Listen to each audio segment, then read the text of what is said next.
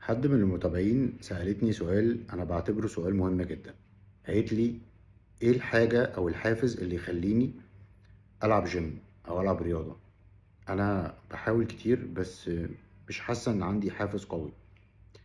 أنا بالنسبة لي قلت لها حب جسمك، حب جسمك وحب نفسك، هتحب الجيم وهتحب الرياضة. صدقوني أنا بلعب رياضة من سنين طويلة من الطفولة يعني، وعشان أروح الجيم وعشان ألعب رياضة انا بعمل مجهود قوي جدا جدا عشان اعرف اروح تمريني قبل برضو شغلي وقبل يومي وضغوطي. يعني يومي برضو مش سهل، طول اليوم عندي حاجات وشغل ومشاوير وغيره وغيره، ولكن بصحى من الفجر عشان خاطر اعرف اروح الجيم. حتى لو اروح 4 ايام، حتى لو اروح 3 ايام اروح، بس اعمل اي رياضة، مش لازم بس الجيم، اي رياضة. صدقوني هيفرق معاكم كتير جدا.